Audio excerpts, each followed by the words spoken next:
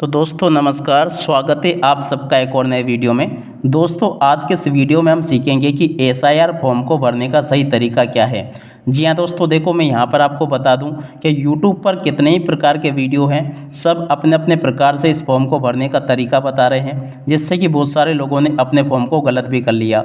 मगर देखो आज मैं यहाँ पर आपको एकदम सही तरीका बताऊँगा कि आपको ये एसआईआर फॉर्म को किस प्रकार से भरना है। देखो आप सब लोगों को पता है कि ये फॉर्म केवल और केवल आपके 4 दिसंबर तक भरे जाएंगे, तो इसलिए आप सब लोगों से अनुरोध करना चाहूँगा कि आप चाहे कहीं पर भी रहते हो, मगर आपका जहाँ पर भी वोटर कार्ड है, जिस जगह पर भी आप लोग वोट डालते हो ना, तो वहाँ पे आप लोग थोड़ा सा संपर्क कर लो और इस प्रकार का गणना प्रपत्र को ले लो और इस फॉर्म को आप लोग भर के जमा कर दो। एक तरीका तो ये है। दूसरा तरीका ये है कि अगर आप लोग अपने जिस जगह पर आप लोग मतदान करते हो उससे काफ़ी दूर रहते हो ना, तो आप लोग इस फॉर्म को ऑनलाइन भर के भी सबमिट कर सकते हो। ऑनलाइन कैसे भरना है इसके ऊपर एक अलग से वीडियो मेरे द्वारा बनाया गया है, जिसके लिंक मैं आपको डिस्क्रिप्शन बॉक्स में दे दूंगा। मगर आज के इस वीडियो में हम इस प्रकार से ऑफलाइन आपको इस फॉर्म को कैसे भरना है ये पूरा का पूरा मैं आपको बताने वाला हूं। आप चाहे इसको ऑनलाइन भरें या ऑफलाइन भरें, दोनों की प्रोसेस एक जैसी है। मगर देखो आपको मैं बता दूं कि 4 दिसंबर के पहले पहले आपको ये ज़रूर जमा कर देना चाहिए आपका जो भी संबंधित बीएलओ है उसके पास में, ठीक है। अब इसके बाद में बीएलओ लोग क्या करेंगे कि इस फॉर्म को आपका जो सिस्टम है भारत का चुनाव आयोग का, उसके ऊपर चढ़ाएंगे कंप्यूटर पर, और उसके बाद में फिर आपकी अंतिम मतदाता सूची का प्रकाशन किया जाएगा 7 फरवरी को। तो 7 फरवरी को ही पता चलेगा कि आपका वोटर कार्ड में वोटर लिस्ट में नाम रहेगा या फिर हटा दिया जाएगा। तो देखो इस प्रकार का आपको फॉर्म मिला होगा। अब चलो मैं आपको इसको जल्दी से भरने का तरीका बता देता हूँ। कई जगह पर को जो ग्रामीण अंचल है ना, वहाँ पर इस फॉर्म को बीएलओ के द्वारा ही भरा जा रहा है, मगर जो शहरी इलाके हैं जिनमें जनसंख्या ज़्यादा होती है मतदाताओं की, तो ऐसे में ये घर घर पर फॉर्म दिए गए हैं। अब इस फॉर्म को कैसे भरना है, कैसे आपको देखना है, अगर आप लोग ग्रामीण क्षेत्र में से भी आते हो ना, तो एक बार आप लोग अपने बीएलओ से मिलकर इस फॉर्म को चेकआउट जरूर कर ले, क्योंकि देखो कई बार ऐसा होता है कि हड़बड़ी में बीएलओ भी गलत जानकारी भरकर आपकी दे देते हैं, फिर ऐसी जानकारी आपकी वहाँ पर शो होती है, ठीक है ना। तो इसलिए एक बार आपके फॉर्म को आप लोग अपने बीएलओ से मिलकर चेक जरूर कर लें, जिससे कि आप लोग ये सुनिश्चित कर सकें कि आपका फॉर्म सही भरा गया है। तो देखो सबसे पहले यहाँ पर आपको भरनी होगी जन्मतिथि, दिन, माह, वर्ष में। मान लेते हैं कि किसी की जन्मतिथि क्या है, 4 फरवरी और 1972 का जन्म है, ठीक है ना, तो हम यहाँ पे ये भर देंगे, ठीक है। और आधार संख्या, तो देखो यहाँ पर आपको आधार संख्या लिखनी होगी। तो ये जानकारी तो ऐसी है कि जिसका भी ये यहाँ पर नाम है उसके बारे में ये जानकारी भरनी है। निर्वाचक का नाम जो भी होगा ना इस जगह पर, उसके बारे में जानकारी यहाँ पर आपको भरनी है। जैसे कि आधार संख्या है 3264 और उसके बाद में 87 649 जो भी है, जैसे कि 2 1 2 2 2 4 2 3 6 2 4 8, ये 10 हो गए, ये 12 हो गए, ठीक है ना। तो इस प्रकार से यहाँ पर आपको आधार संख्या भर देनी है। और जो भी ये जानकारी मैं आपको भरकर दिखा रहा हूँ ना, ये किसी की भी जानकारी नहीं है, मैं केवल अपने मन के हिसाब से भरकर बता रहा हूँ ताकि आप लोग इसको सीख सकें। तो देखो सबसे पहले यहाँ पर आपको जन्म तिथि भरनी होगी, इसकी निर्वाचक का जिसका नाम यहाँ पर लिखा होगा। उसके बाद अपना एक मोबाइल नंबर ज़रूर दे देना, क्योंकि देखो अब आगे ये होगा कि जैसे आपका आधार लिंक है आपका मोबाइल नंबर से, उसी प्रकार से अब आपका वोटर कार्ड भी लिंक हो जाएगा इससे। अब आगे आप जो भी परिवर्तन करवाना चाहोगे ना, तो आपके नंबर पर ओटीपी आएगा, उसी से आप लोग फिर आगे परिवर्तित करवा पाओगे, है ना। तो यहाँ पर आपका आधार नंबर हो गया, और इसके बाद में यहाँ पर आपको अपने मोबाइल नंबर दे देने हैं। जैसे कि किसी के मोबाइल नंबर 9864 और 850464 है ना। तो इस प्रकार से आप लोग यहाँ पर अपना मोबाइल नंबर लिख देना। पिता अभिभावक का नाम, अब यहाँ पर क्या होगा कि ये जो है, मान लेते हैं ये किसी भी नाम का व्यक्ति है, समझ लेते हैं यहाँ पर एक जो नाम लिखा है वो नाम है राम, और उसके बाद में जो कोई भी हम सरनेम लगा सकते हैं, जैसे कि हम यहाँ लिख देते हैं मेवाड़े, ठीक है ना। मान लेते हैं राम मेवाड़े का ये निर्वाचक है, और राम मेवाड़े के जो पिता होंगे ना उसका नाम यहाँ पर आ जाएगा। समझ लेते हैं कि इनके जो पिता है वो है दशरथ मेवाड़े, तो यहाँ पर हम क्या लिख देंगे, दशरथ मेवाड़े, ठीक है।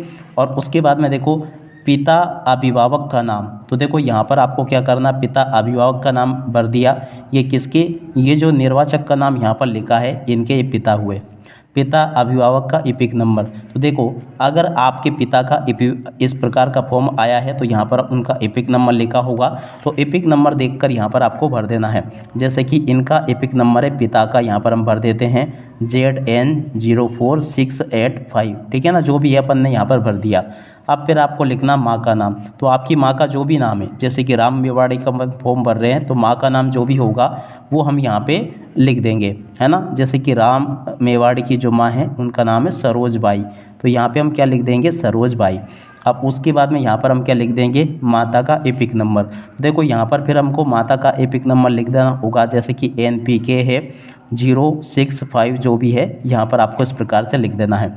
पति या पत्नी का नाम, अब देखो अगर ये महिला का फॉर्म है तो इसमें जो जानकारी भरी जाएगी ये महिला की भरी जाएगी, यानी कि किसी महिला का नाम है तो यहाँ पे महिला की जन्म तिथि, यहाँ पर महिला का आधार नंबर, यहाँ पर महिला का मोबाइल नंबर, और यहाँ पर जैसे कोई महिला है ना तो यहाँ पर उसी महिला के पिता का नाम आएगा, और उस महिला के जो पिता है उनका एपिक नंबर यहाँ पर आएगा, और उस महिला की मम्मी का नाम यहाँ पर आ जाएगा, और माता का एपिक नंबर यहाँ पर आ जाएगा, ठीक है। महिला का भर रहे हैं तो यहाँ पर पति की जानकारी भरी जाएगी, और अगर पुरुष का भर रहे हैं तो यहाँ पर उसकी पत्नी की जानकारी भरनी होगी, दोनों में से एक की भरनी है।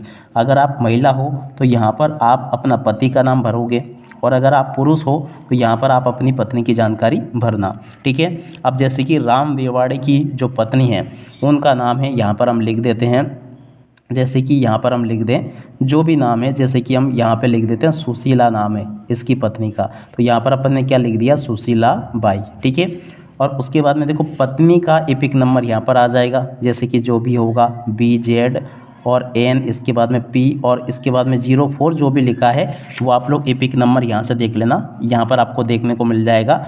और अगर आपका एपिक नंबर यहाँ पर भी शो नहीं हो रहा हो ना तो आपके पास में जो वोटर कार्ड है, वोटर कार्ड में जो आपका फ़ोटो लगा होगा ना, फ़ोटो के जस्ट ऊपर आपका एपिक नंबर लिखा होगा।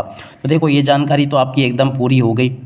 अब इसको भरने के बाद में मेन बात आती है इसके ऊपर, आपका वोटर कार्ड में नाम रखा जाना है या फिर नहीं रखा जाना है वो इसी के से डिपेंड करेगा। यानी कि अगर आपने ये जानकारी सही भरी तो ये आपका नाम वोटर कार्ड में रहेगा, अन्यथा नहीं रहेगा। आप देखो ये जो राम मेवाड़े हैं इनका जन्म 1972 में आया, ठीक है ना, तो इनका 2003 की लिस्ट में नाम हो सकता है, ठीक है ना। अगर 2003 की लिस्ट में इस मतदाता का, निर्वाचक का अगर नाम है 2003 की लिस्ट में, तो यहाँ पर आपको निर्वाचक की जानकारी ही भर देनी है। जैसे कि निर्वाचक का नाम क्या है, राम मेवाड़े, तो यहाँ पर अपन क्या लिख देंगे, राम मेवाड़े। एपिक नंबर, तो देखो एपिक नंबर यहीं पे दे रखा होगा, यहाँ से देखकर आपको भर देना है। जैसे कि इनका एपिक नंबर है NPK और 04685 जो भी होगा, ठीक है। रिश्तेदार का नाम, अब देखो रिश्तेदार के नाम में आपको क्या भरना है, राम मेवाड़े के जो पिता है उनका नाम भरना है। तो देखो इनके पिता कौन, दशरथ मेवाड़े, तो यहाँ पर हम भर देंगे दशरथ और उसके बाद में यहाँ लिख देंगे मेवाड़े, ठीक है। रिश्ता क्या, अब देखो दशरथ मेवाड़े इनके क्या लगेंगे, पिता लगेंगे, तो यहाँ पे अपन पिता लिख देंगे।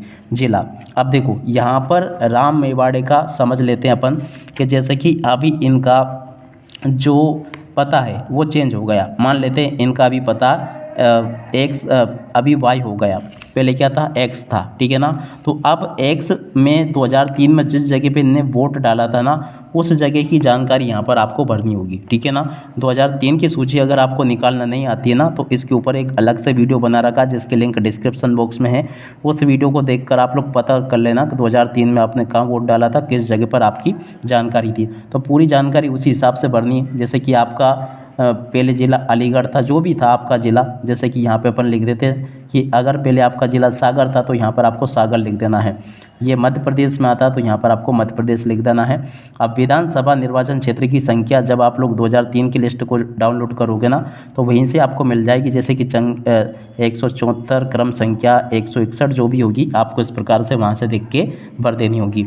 और अगर आपका, देखो एक बात और मैं आपको बता दूँ, या तो आपको ये वाली जानकारी भरनी है या ये वाली भरनी है, दोनों भर के फॉर्म को गलत मत कर देना, क्योंकि देखो आपको पता है कि BLO आपको एक ही फॉर्म दे के गया होगा, दूसरा अगर गलत हो गया तो फिर आपके लिए मुश्किल हो जाएगी। तो इसलिए मैं ऐसे में आपको क्या करना है, या तो ये जानकारी भरनी है, 2003 की लिस्ट में आपका नाम है तो यहाँ पर आपकी जानकारी आ जाएगी। और अगर मान लेते हैं कि 2003 की लिस्ट में आपको जानकारी नहीं है, आपकी लिस्ट में नाम नहीं था, तो फिर आपको ये जानकारी नहीं भरनी है, यहाँ पर आपको पिता की जानकारी भरनी है। पिता नहीं है तो माता की भरनी है, अगर दोनों नहीं है तो फिर किसी भी रिश्तेदार की आप लोग यहाँ से भर सकते हो, जैसे चाचा ताऊ की। इसके अलावा जो भी आपके ब्लड रिलेशन में है उनकी जानकारी आप लोग यहाँ पर भर सकते हो। जैसे कि यहाँ पर आपके पिता का नाम आ जाएगा। पिता का नाम क्या है, तो देखो यहाँ पे अपन लिख देंगे दशरथ मेवाड़े, ठीक है ना। तो यहाँ पर अपन ने ये नाम लिख दिया। एपिक नंबर, जैसे कि दशरथ मेवाड़े का एपिक नंबर क्या था, ये लिखा था अपन ने, ठीक है ना। तो यहाँ से अपन देख के लिख देंगे ZN04, उसके बाद में 685, ठीक है। और रिश्तेदार, तो देखो दशरथ मेवाड़े इनके क्या लगेंगे, तो देखो यहाँ से अपन को लिख देना है। देखो रिश्तेदार के नाम में अब देखो थोड़ा सा आप लोग यहाँ पे ध्यान दे देना। रिश्तेदार में क्या आएगा, जो राम मेवाड़े के दादा होंगे ना। अब जैसे यहाँ पे अपन ने राम मेवाड़े का नाम लिखा था या उनके पिता का नाम लिखा था, तो यहाँ पे अपन ने दशरथ मेवाड़े लिखा है, तो यहाँ पर अब इनके जो पिता है उनका नाम आएगा। अब जैसे कि इनके पिता का नाम था, यहाँ पे अपन लिख सकते हैं जैसे कि जो भी नाम हो, जैसे कि अपन यहाँ पर अपन इनका नाम लिख देते हैं XYZ, जो भी आप लोग नाम समझे। जैसे अपन यहाँ पे लिख देते हैं मांगीलाल, इनका नाम था, ठीक है ना। तो यहाँ पर अपन ने मांगीलाल, ये क्यों कौन है, दशरथ मेवाड़े के पिता का नाम है। रिश्ता, तो देखो दशरथ मेवाड़े के मांगीलाल क्या लगेंगे, पिता लगेंगे, तो यहाँ पे पिता लग दिया। अब इसके बाद में उस समय जब 2003 की लिस्ट में उन समय किस जगह पे नाम था, मान लेते हैं कि उनका उस समय नाम बालाघाट ज़िले में था। तो यहाँ पर जानकारी कौन से ज़िले की आएगी, बालाघाट की। जिनका पता चेंज नहीं हुआ ना, उनको कुछ भी नहीं करना, अपने पते के हिसाब से भरनी है। मगर देखो जिनका पता चेंज हो गया ना, उनको थोड़ा सा इसको सोच समझ के भरना पड़ेगा, क्योंकि नहीं तो आगे आपको ज़्यादा दिक्कत आ सकती है। यहाँ पर राज्य का नाम लिख देंगे, राज्य अपना मध्य प्रदेश ही होगा, तो मध्य प्रदेश लिख दिया। जो भी आपका राज्य हो वो यहाँ पे भर लेना। विधानसभा निर्वाचन क्षेत्र का नाम, तो देखो यहाँ पर आपको अपनी विधानसभा का निर्वाचन क्षेत्र जो भी होगा, अब बालाघाट जिले में 3-4 जो भी कॉन्स्टिट्यूशन वो विधानसभा क्षेत्र होंगे उनका नाम यहाँ पर आ जाएगा। और विधानसभा का इसी प्रकार से यहाँ पर भी विधानसभा का नाम आ जाएगा। विधानसभा का निर्वाचन क्षेत्र जो भी होगा, जैसे कि यहाँ पर 165 भाग संख्या 4 है, क्रम संख्या 174 जो भी है, आपको ये भर देना है। बस इतना सा काम है आपका, जल्दी करो। इस प्रकार से आपने, अगर एक चीज़ मैं आपको और बता दूं, अगर आपने ये चीज़ भर ली तो इसे मत भरना, और अगर ये भर लिया तो ये मत भरना। मैंने दोनों केवल आपको भरकर बताए हैं ताकि आप लोग इसको समझ सके। उम्मीद करता हूँ कि आपको समझ में आ गया होगा। बस इतना सा काम है। और अपने 2 फोटो यहाँ पर ज़रूर लगा देना। कितने फ़ोटो लगेंगे, 2 फोटो लगाना, और अच्छे एकदम क्लियर फ़ोटो होने चाहिए, क्योंकि देखो ये फ़ोटो अब आपकी जो मतदाता सूची होगी ना, उसमें भी आपके ये वाले फ़ोटो लगाए जाएंगे। उम्मीद करता हूं कि अब आप लोग अच्छे प्रकार से इस फॉर्म को भरने का तरीका सीख गए होंगे। अब इसी के साथ में आप लोगों को भी अगर और किसी प्रकार की जानकारी चाहिए हो तो आप लोग कमेंट जरूर कर दीजिएगा। अब इसी के साथ में इस वीडियो को यहीं पर पूरा करते हैं। नमस्कार, जय हिंद, जय भारत।